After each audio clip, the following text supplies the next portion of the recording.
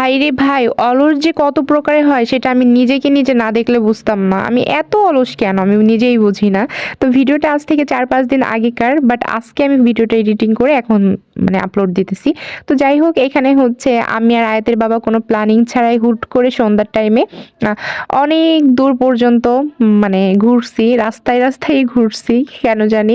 তো সামনে একটা চটপটির দোকান পড়ে গেল। তো এখান থেকে কিছু চটপটি খাইলাম। খাওয়ার পরে ভাবলাম যে আয়াত বাবুর জন্য একটু হালিম নিই। তো এখান থেকে একটা পার্সেল করে হালিম নিলাম। দেন হচ্ছে আমরা এখন বাসার দিকে রওনা দিলাম। আর এত পরিমাণ ঠান্ডা পড়ছে কি বলতাম, রাত হয়ে গেছে এদিকে। তো সামনে একটা চায়ের দোকান পড়লো, এখান থেকে ভাবলাম ১ কাপ গরম গরম চা খেয়ে শরীরটা গরম করে নিই। আর হচ্ছে আয়াত বাবুকে তার দাদু ভাইয়ের কাছে রেখে আসছি বাসায়। সো তাড়াতাড়ি বাসায় ফিরতে হবে। এখানেই হচ্ছে আমি আর আয়াতের বাবা মজা করে চা খাচ্ছিলাম আর গল্প করতেছিলাম। আলহামদুলিল্লাহ ২৩ সালটা ভালো কাটছে আর বছরের শেষ দিনটাও